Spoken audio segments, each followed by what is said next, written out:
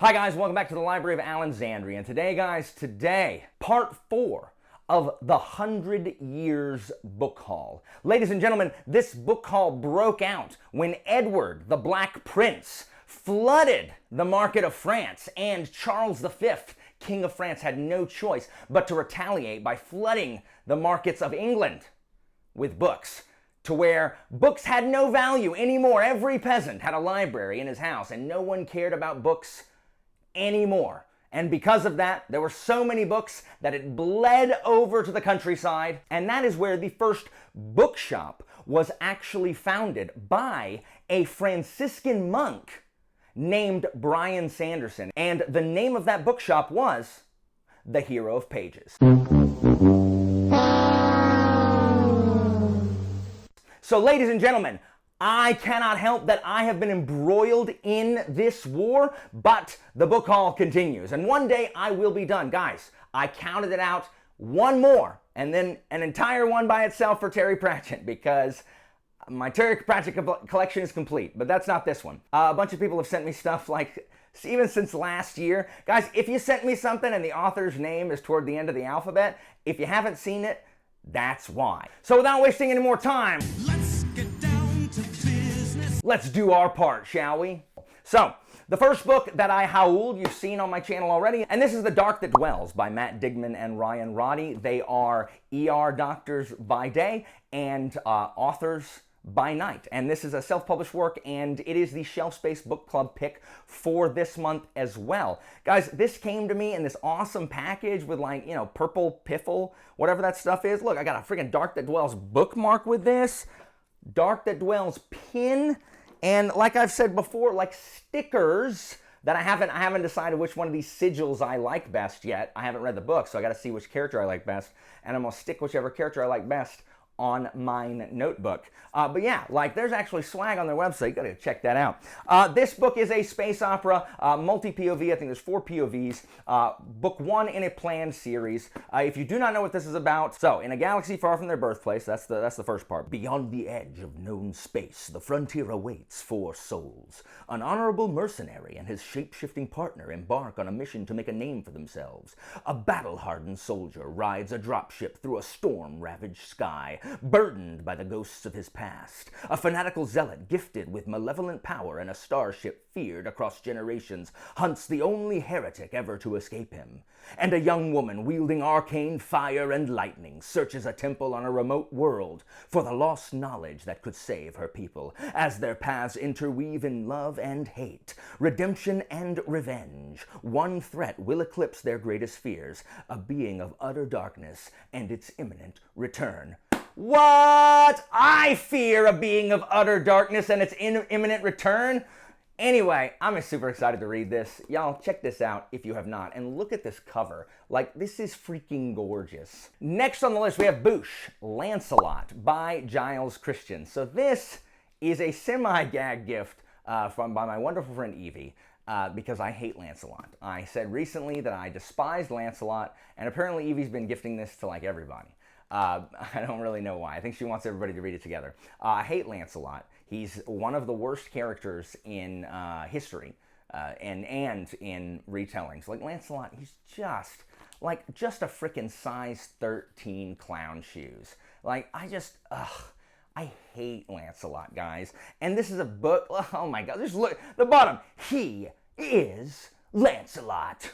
Into this uncertain world, a boy is cast, an outsider plagued by memories of those he's lost. Under the watchful eye of Merlin, the boy begins his journey to manhood. He meets another outcast, Guinevere, wild, proud, and beautiful, and he's dazzled by Arthur, a warrior who carries his hopes to the people like a flaming torch in the dark. Blah, blah, blah, blah. He is Lancelot. Like, he's gonna be the worst. You're a terrible friend, Lancelot. You're a terrible knight.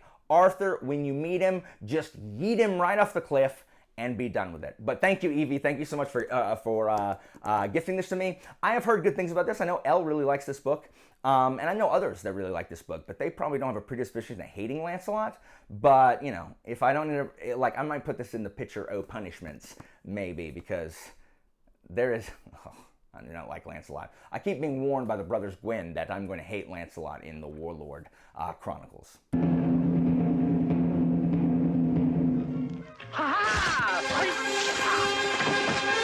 So next on the list we have Boosh, The Counselor by E.J. Beaton. So this was gifted to me by my wonderful friend Zara, who wants to buddy read this, and I think we're buddy reading this in November, I think. This book, I think the brothers Gwynn have read this, or one of them has. Sorry if I keep lumping you guys as a unit. I have seen it on their channel that they have read it. This novel came out last year or earlier this year. This is about a woman who is best friends with the Iron Queen, and the Iron Queen's murdered. And she is named, or the friend is then named Counselor, and she must help choose the new queen while also trying to figure out who straight up murked her best friend. And it just sounds really interesting, like political intrigue, which again, words have to mean something, right? But like actual like political like scheming and plotting. So I don't really know a ton of what this is about. The only people I've heard talk about it is on the Brothers Gwynn. So I will be eager to read this along with Zara and maybe Angela. Next on the list we have Boosh, Waking Fire by Anthony Ryan. This is actually book 1 of the Draconis Memoria, which means Memory of Dragon, of a dragon in Latin. This, the trilogy by Anthony Ryan. So this, astute viewers will remember that I have talked about this in my Flintlock fantasy quest. This is kind of Flintlock adjacent. It's in that arena. There is like industrial tech and cannons and gunpowder, but also dragons. I have heard many more positive things about this series than I have the Raven's Tower, Raven's Shadow, Raven's something. The one that starts with Bloodsong, but then everyone tells me like the ones after it aren't good. And so I've heard much better things about this series. And this is actually near the top of our list because the world, like, corporatism is ruling, like corporations, industrial tech rules things, but then there's dragons. It actually sounds really cool, and I've never read Anthony Ryan before, so this will be a quest book. I just don't know when we will get onto it, when we'll be able to get to it, but it definitely is high on the list of Flintlock quest books to read. The next books I have are Boosh. These are, this is The Tyrant's Law, The Widow's House, and The War of the Spider, books 3, 4, and 5 of the Dagger and Coin series. Book 5, War of the Spider, was gifted to me by Katrina.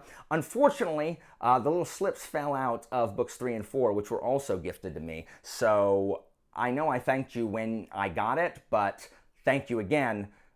Those of you who gifted me those, I don't remember who gifted them to me. I'm sorry, the paper fell out, but I really appreciate you. Thank you so much. So this completes the Dagger and Coin series. Unlike me, who has not completed the Dagger and Coin series, I'm behind. As I said, it frustrates me because I really want to read the Dagger and Coin series because, again, my per video plug of Long Price Quartet, that's what Daniel Abraham wrote, and it is fantastic. Definitely one of my favorite series of all time. Dragon's Path, first book of this, wasn't my favorite, but I saw some really good character work, some really interesting, like unexpected, kind of playing with tropes, really rich character work being done. I cannot wait to see where this series goes. This next book is a gift from Lindsay, and this is Boosh, Agatha Christie's The Murder at Vicarage. Yes, I am so pumped to read some Agatha Christie finally. Again, they are so short, and you could read them in such a short time. Got to dig out of the hole. But this is the first Hercule Poirot novel, and, you know, I know it doesn't matter. Like, I know that it doesn't matter if you start with book 1. Like, are any of you guys like this to where these things they're not actually, like they're not actually serial. Like, it doesn't actually depend on what came before to understand a later book in the chronology, especially when it's a big old series. I still have to start with book 1. I don't care. I'm still going to start with book 1. I've always been like that, and so I'm so happy to have this because this will be the first Agatha Christie book I read. If not, it's And Then There Were None. Thank you, Lindsay. So the next on my list is a series of 6 novellas by K.J. Parker. I read The Folding Knife a couple months ago, and it's unlike anything I've ever read.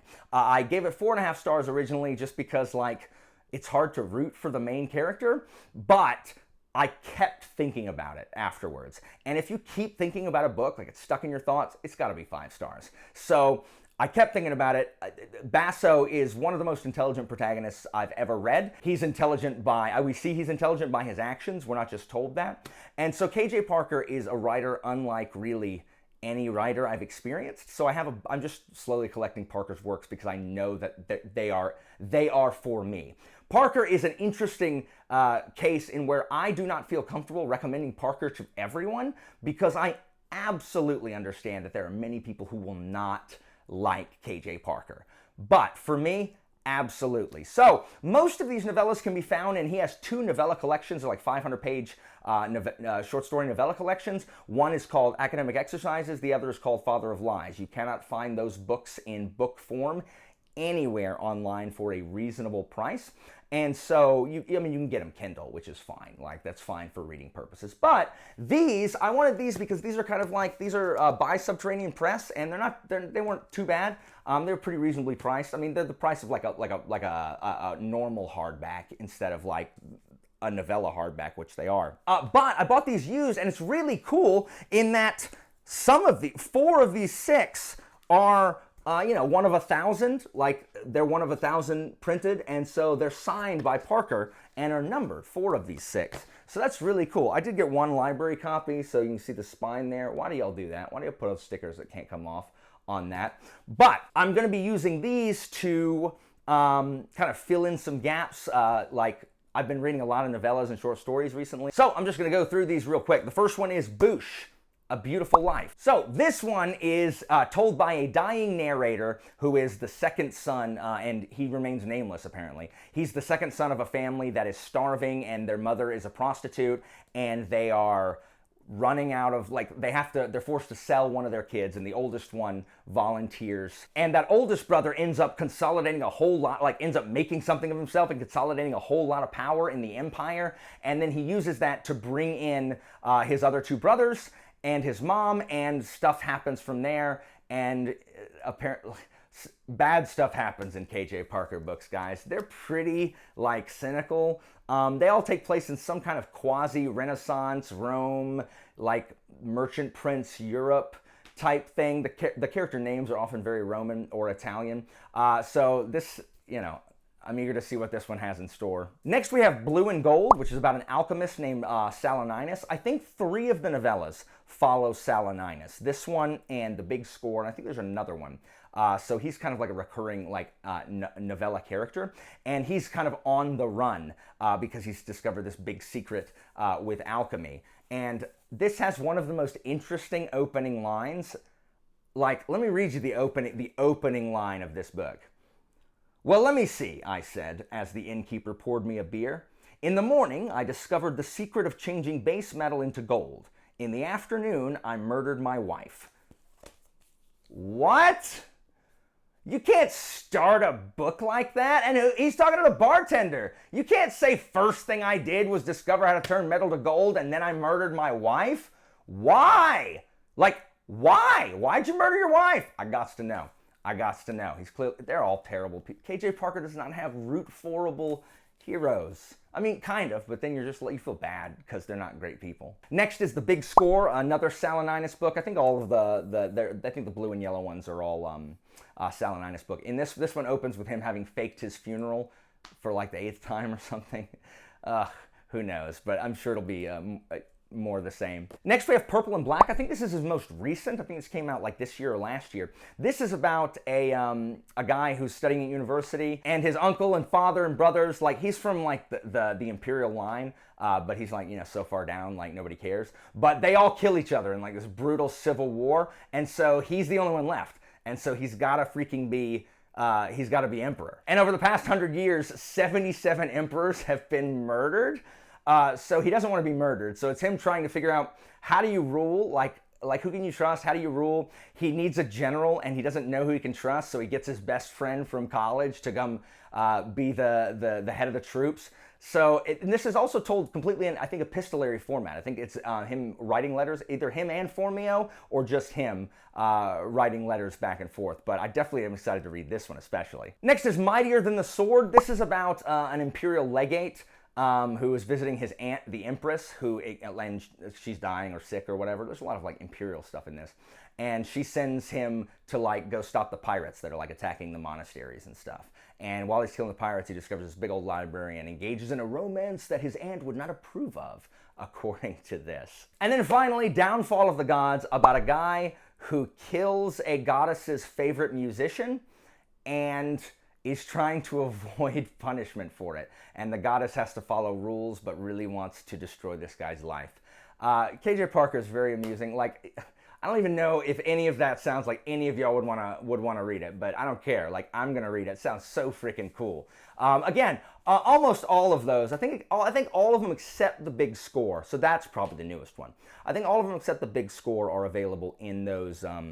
Maybe Mightier Than the Sword also. At least 4 of them are available in those Kindle collections. Next we have Boosh, Shards of Earth by Adrian Tchaikovsky. And this is the first book in, like, I think it's the Final Architecture series. This just came out, the Final Architecture, yeah. And it is signed by Mr. Tchaikovsky.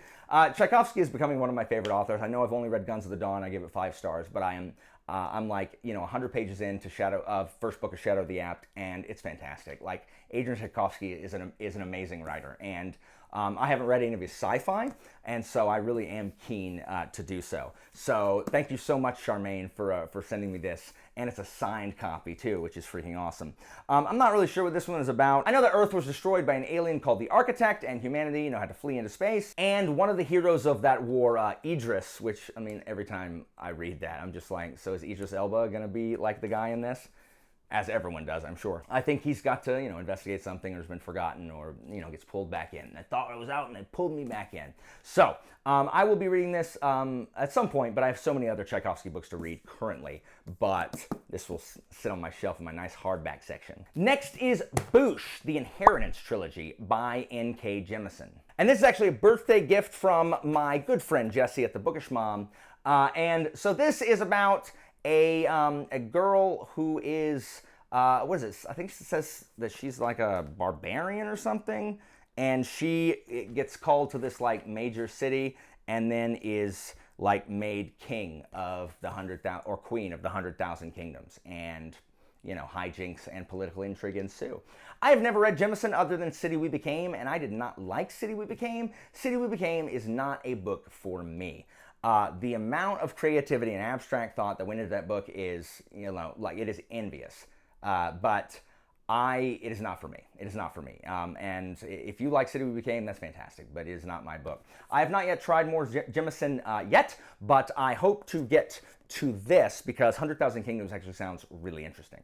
Next we have Boosh, Nicholas Lietzau's Dream of the Dying. So I got this book because I wanted the hardback edition, because no matter what you can say about it, this is a gorgeous and well put together book. The last 100 or so pages are nothing but like maps and like drawings of the creatures and characters and things. Like, there has been a ton of care, like dictionaries, the freaking like skeleton of this dog thing or whatever. I heard fantastic things about this book from Petrick. It was his one of his favorite books of the year.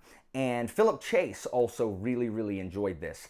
And then my friends Leanna and Klaus, I can't even, like, I just can't even, like, gave 3 stars to Guards. I can't even. But Klaus, the Hand of the King himself, also hated it and gave it like 1 star. So that's a strange place to be. That these 4 booktubers, all of whom I respect, have wildly different opinions on this. So I am eager to see what I'm eventually going to think about this book. It is on my rando wheel for my patron wheel. This is a book that deals a lot with like depression and mental illness. I've heard that it has a really good depiction of those things. And so, you don't see a ton of that. I haven't read Stormlight. I know there's a depressed guy in Stormlight.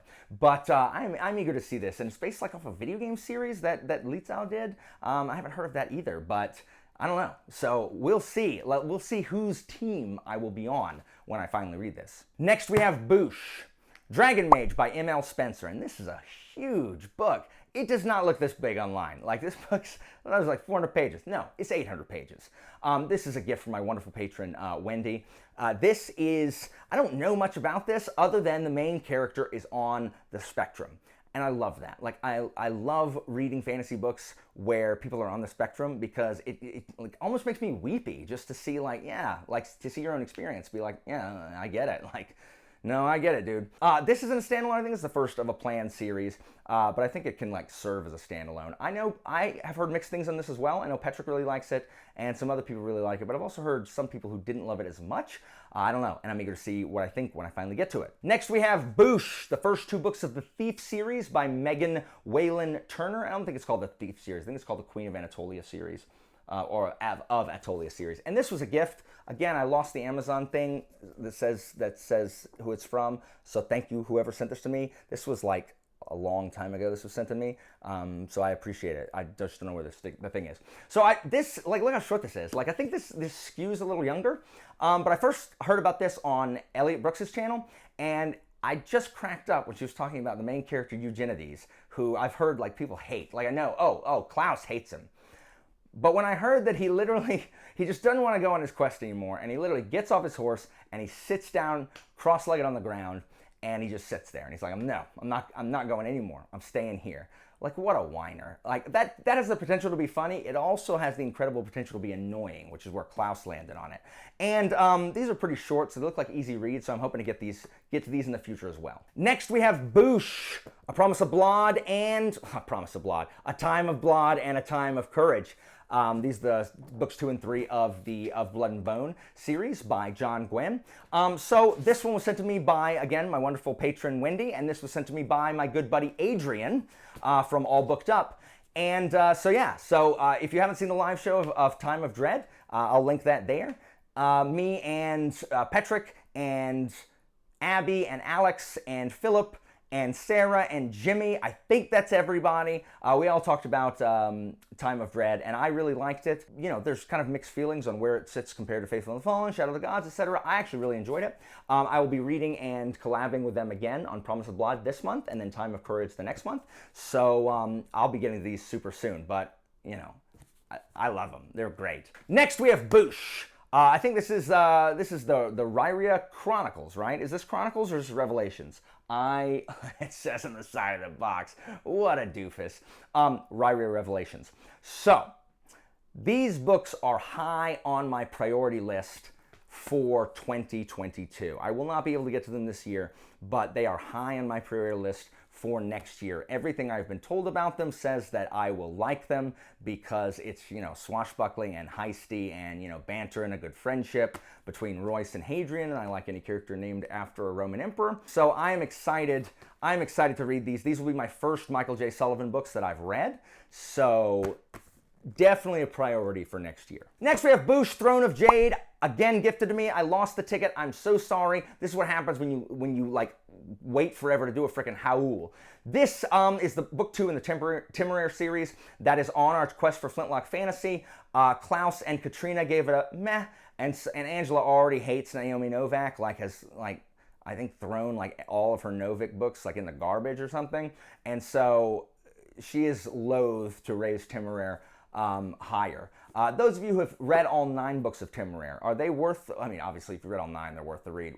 What are your thoughts on them though? So eventually I'll get to Temeraire because Napoleonic War with Dragons, I'm there for it. Next we have Boosh, the Foundation Trilogy, or the first 3 books by Isaac Asimov. So I picked these up because last week or the week before, whenever this airs, I was talking with Jimmy and we were talking about, I don't know how we were talking about it, but Foundation came up and the show that's being made on Apple TV, and I had never read Foundation, and everybody in that live show told me that I would really, really like the villain in this called the Mule. If you have read this, tell me if that is the case.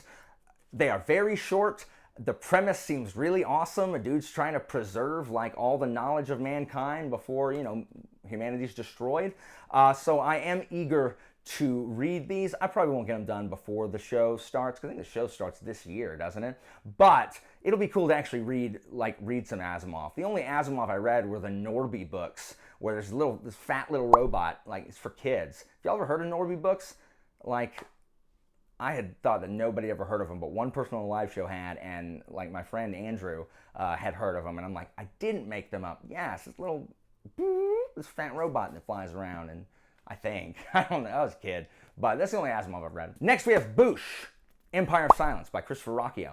This is from my good friend and patron Rob, who sent this to me because Albert was desperately trying to send this to me but couldn't figure out how to do it from from the UK. So Albert very badly wants me to read this book. Alex and Leanna also keep hounding me to read this book. Apparently, like, Leanna and Alex have, like, it's their kind of new favorite series. Like, they talk about this all the time, and Albert is talking about it all the time now. I don't know what this is about, other than it takes a similar narrative structure to Name of the Wind, where it is a guy at the end of his, or like after many events have happened, and he tells us in first person how we got to where we are. And, you know, his name's Hadrian, another, I mean, that's cool. Why do we only use Hadrian for the emperor names? But still, I've heard really, really good things about this book. It is really long, but I've heard the prose is good. I've heard, I just heard it's good. So I'll be trying to prioritize this pretty soon as well. Should have put this in my other little Parker load, but here, boosh. Sharps by K.J. Parker. This is actually going to be the first Flintlock adjacent quest book that we read in September. This is about two nations who have like found peace for the first time in like 40 years, and they're sending like they're going to sign a peace treaty, but each nation sends a team of fencers to go accompany the signing of the peace treaty in case something goes wrong, because like things are settled by fencing, I guess. And it just looks really cool. It looks really cool. It's a standalone. I loved Folding Knife. I'm hoping this will be excellent as well. And then we have Boosh, the first 3 books in the Thief Taker series by D.B. Jackson. Thief Taker, Dead Man's Reach, and A Plunder of Souls. So this is also in the Flintlock adjacent. This takes place in colonial Boston, and it feels to me like it's freaking Dresden in the Revolutionary era, because like thief takers are kind of like, I guess they're like magic hunters, like mage hunters. So it's not really Dresden, because they're not the wizard. They're like wizard hunters, I think. But it's like, paranormal investigation, or magic investigation, but in like the colonial era. So it seems very, very similar to that as well. So I don't understand. Please explain to me. Tor, right here, Tor. Look at me, Tor. This is the same company. Like, you're the same company. You're the same people. Why on earth? Why? Why is this like this? Why is the first book this size and the other 2 books this size? Why would you do this? Like, you make the choices. Why did you make this choice? This is not a good choice. It's a terrible choice. Terrible choice. I hate this. And then finally, in case you don't follow me on Twitter, I wanted to once again show these and thank the incredible people involved. That is the Subterranean Press versions of the Books of Babel, Senless Ends, Arm of the Sphinx, and the Hod King. And these are incredibly, incredibly nice editions. They are illustrated inside. They each have part of the tower on them, and you stack them up together, you will see the tower. You usually see them in the background, like right there. I thought I would never own these because I didn't get them during the original run, but about 30 people who are beyond kind, my friends and patrons and people I talked to, and showed immense amounts of generosity, and took up a collection and ordered these for me from someone off of eBay. And I don't even understand how that kind of generosity exists. These mean so much to me because the Books of Babel, Senless Ends, was the first book when I started BookTube, the first new book I had not already read that I read and just loved it. And that let me like talk about a new book and try to get other people to read a new book with the kind of passion that I like to show. And and thus began the Allen propaganda machine. And so it's just incredibly, incredibly kind of them. That effort was spearheaded by my wonderful, wonderful friend Evie. And thank you to all of you who pitched in for this. Like, it is absolutely, I can't even process this kind of generosity. It means a whole lot to me. They're all even there's only 400 of them, so they're all even they're all even the same number. And one's green inside. I can't really show them without dropping them, but this one is orange inside. It's signed by Mr. Bancroft, and it has tickets. The bookmarks are tickets to the train, and the bookmarks of the other 2 also related to the books. So Thank you guys so much. I'm very blessed to have such wonderful friends. Guys, that is it for now. This video has dragged on.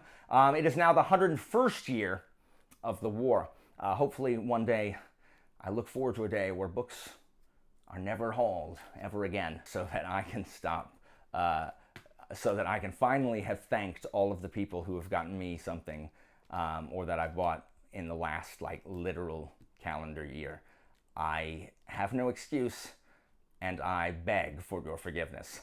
Guys, that is it for me. As always, information about my Patreon and Discord is down in the description, and I'll see you next time, guys.